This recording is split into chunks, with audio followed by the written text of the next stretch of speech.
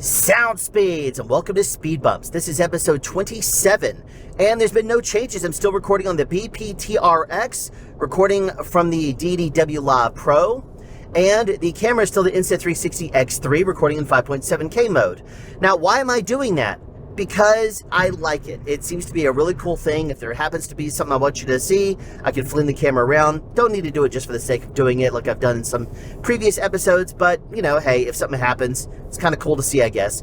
And also, it's pulling out a pretty decent image as long as it's pretty bright outside. I don't need to go to the security camera, which is currently being set up outside the house. The reason why is because we had at 3:40 a.m., about a month and a half ago or something like that, two men were seen at the edge of my property in the middle of the night at about 3:40 a.m. My neighbor happened to let her dog out, which was going berserk, and probably because there was a couple of guys at the edge of our properties.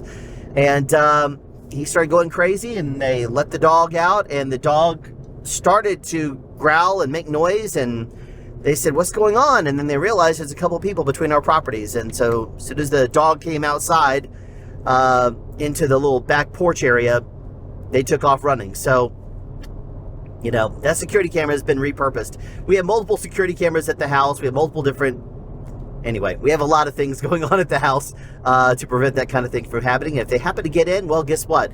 We're a southern home, and we are well armed. So, hey, there you go. That's the nature of what it's going to be if you decide you're going to try to get in on our world. Anyway, let's waste no more time and get right into the content. For our first topic, I thought we would discuss monitoring audio on set. Now, there is some schools of thought on this where people say, well, a boom operator doesn't need to monitor what's going on set. I don't need you to be distracted by that. That's the mixer's responsibility. Oh, I believe that is so wrong. And the reason why is because if you are in the sound department, you have to be able to listen. You have to be able to hear. If you're not listening, then it's the same thing as a camera operator that says, I don't need to look through the viewfinder. I know what it looks like. Let me explain to you. The Europe way has been pretty well established, and people know about it online, especially in the forums as people have been talking about it. And that is that you don't monitor what's going on. You basically just hold the boom. The thing is, though, where you are standing right here is totally different from where it sounds if you are 15 feet away from you. It could be that you are booming from inside of an apartment and people are standing on the balcony. It sounds totally different on that balcony outside than it does inside where you are. You could be next to a refrigerator. You could be next to anything. What happens if someone is mumbling their lines and talking very quietly and you're not able to hear them very well coming over, you know, the regular air because you're in a totally different room? You're booming from another room over. You might be next to the camera where there's a loud fan. You could have any one of a bunch of things being in your ears, preventing you from hearing actors that are very quiet on set. What if you're booming an actor from behind? How are you going to verify that your axis is on axis when they start tilting their head ever so slightly down? You need to be able to hear this kind of stuff. And so many people still have the mentality that boom operators don't need to listen. You do. I don't care what anyone says. Just like a camera operator that has to be able to hear or see what they're doing, you have to be able to hear what you're doing if you're going to do the job properly. I don't care what your thoughts are, and if you've already established a workflow that says, no, you don't need to, you do. Plain and simple, you do. If a sound mixer doesn't want to provide you something to listen to, then to me, that's pretty unacceptable. You need to be able to hear if you're in the sound department.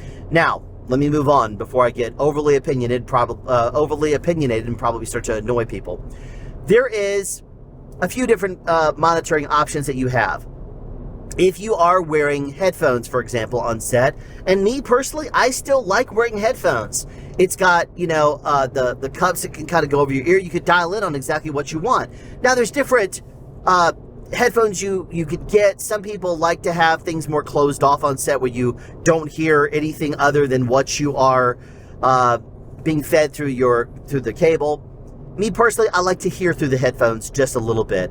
And the reason why is because if there's a sound that happens around me, I like to be able to hear a little bit of that through, so at least I could dial it on the direction. I don't need to hear it like at great fidelity, like completely open back headphones, because then the drivers could be, you know, bleeding on through into my microphone, and suddenly you're like, whoa, what's that sound? Oh, that's your microphone. It's feeding back because, you know, it's a quiet set and it could feed back. I don't need to have that happen. All I need to do is pick up and hear what people are saying and doing on set. So in order to do that, I just need to be able to monitor. And I like to have it just closed back enough, personally, but not closed back to the point where I can't see anything through, hear anything through them, rather, see anything through them. Still on that seeing thing from camera, people. Now, personally, as a lot of people don't really understand why, I still use the Sony MDR 7506s. To me, I'm able to hear a pretty bright signal, if the truth be known, but I'm able to hear everything around me. So it works just fine. I'm also able to hear through them pretty well.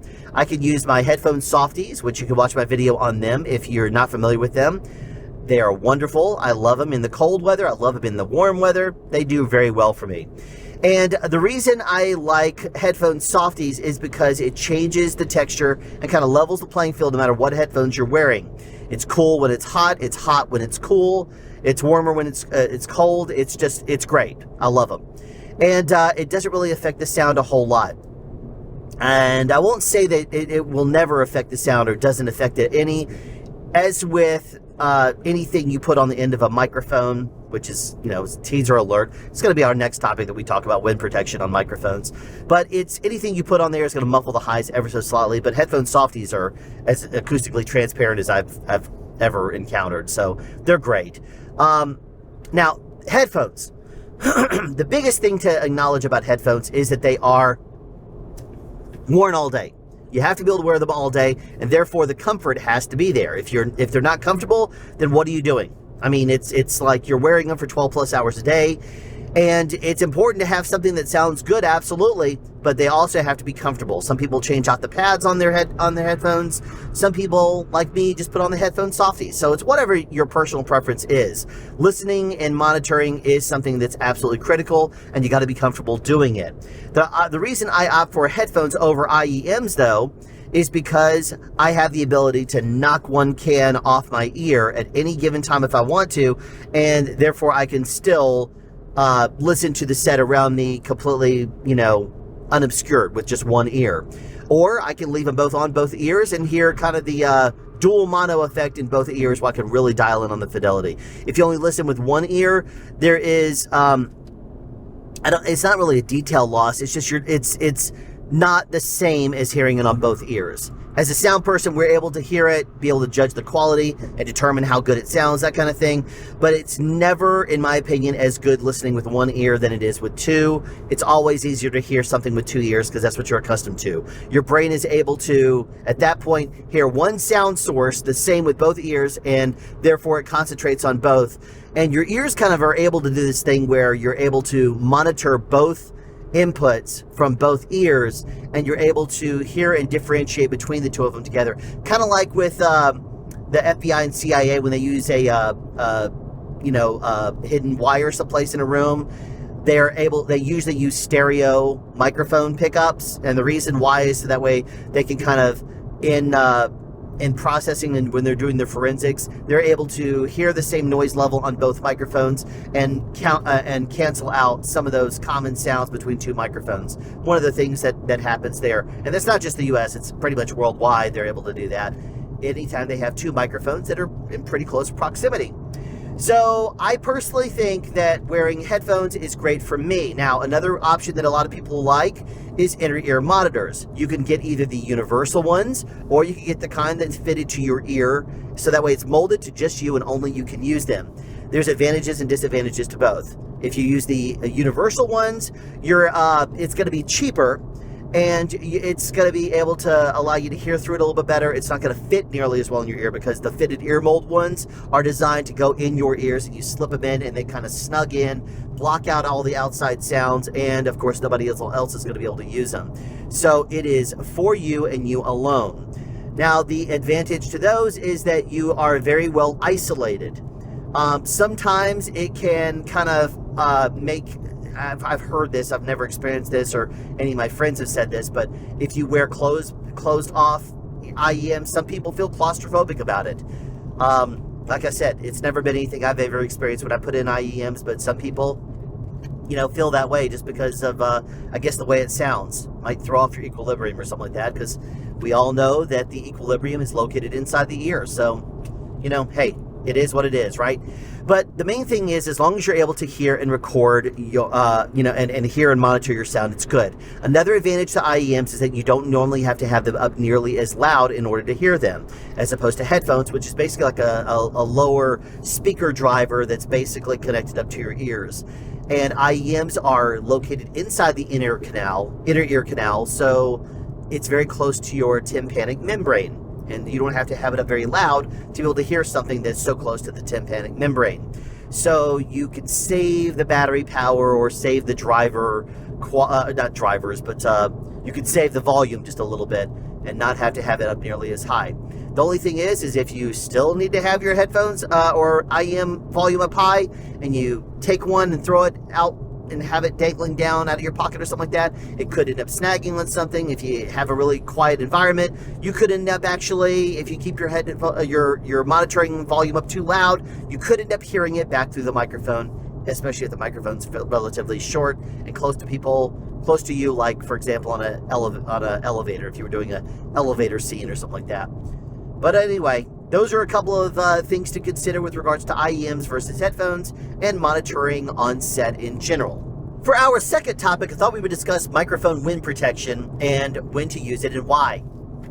All right, let's start out by saying that, remember at the beginning of the COVID shutdown of 2020, it was very difficult to hear people through a mask? Well, part of that's because a mask is not designed to be acoustically transparent. And I did a video on why it was so difficult for you to hear through a mask, and you can check that out right there. Also put the link at the end as well.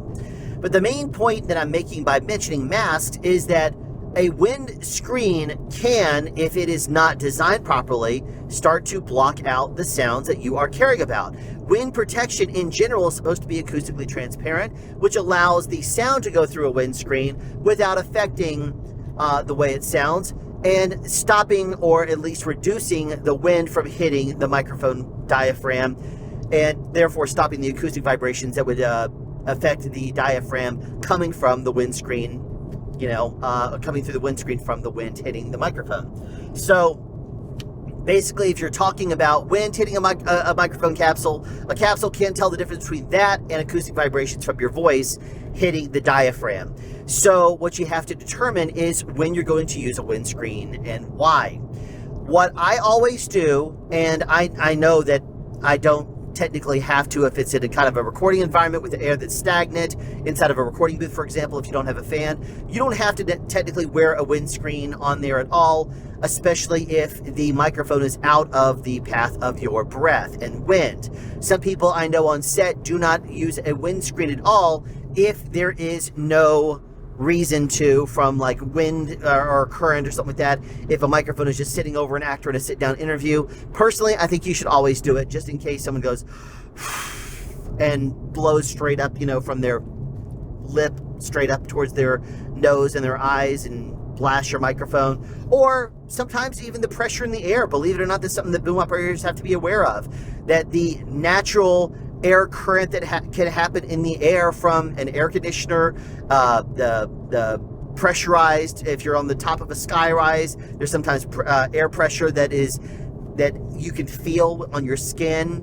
Sometimes if there's air handlers and there's a pressurized room because you're in a conference center and they like to keep airflow going, you're not going to feel that on your skin, but it is something in the air that your microphone, if you listen, it will be slightly rumbling on a very low level.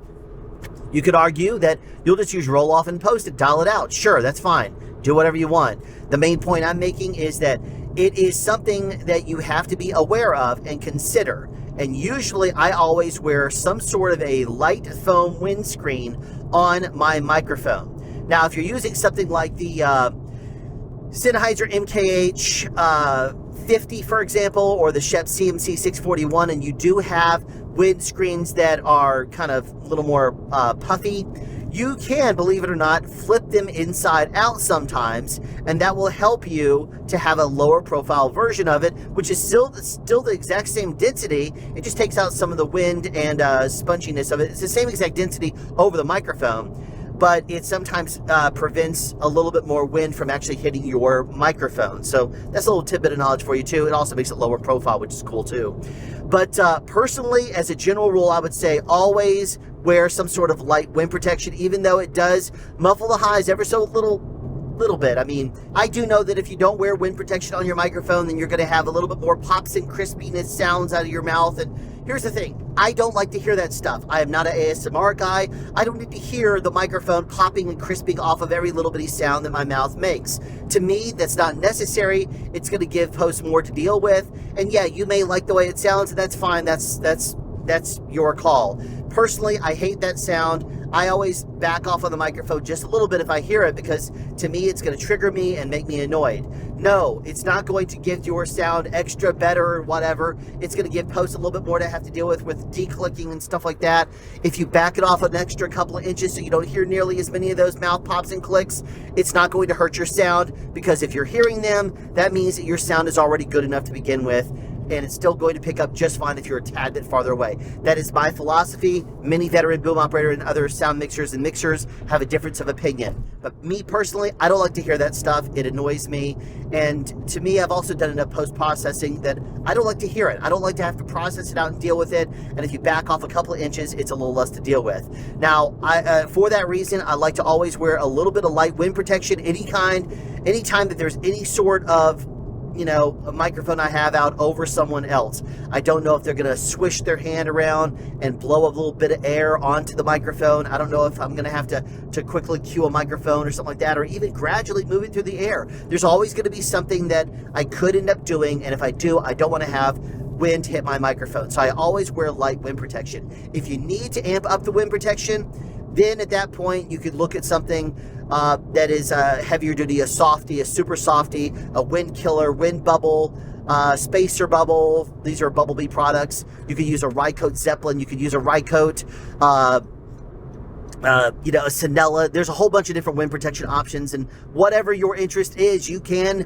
put that on according to how much wind protection you need. The main point that I'll make to you there is that you need to be able to have a system in place for what you do, how you do it, and at what point you start adding it. For example, if you end up having a wind, if you have a gust of wind out there because you're shooting someplace and you might end up having gusts of wind that time of year, and the weather report said that you could end up having some wind, then you need to be aware of that, because you don't want to end up having it catch you off guard and suddenly blow on your microphone and completely sabotage your sound. So you might want to go ahead and plan in advance, even if it does muffle the sound ever so slightly, which heavier wind protection does do that.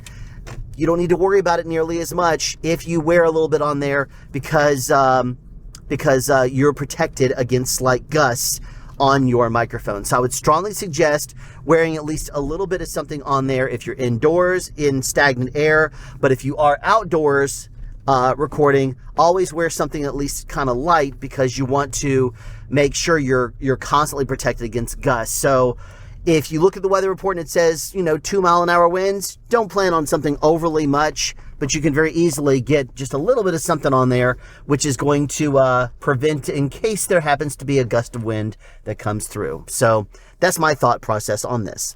So there you have it, another episode of the Speed Bumps podcast in the can.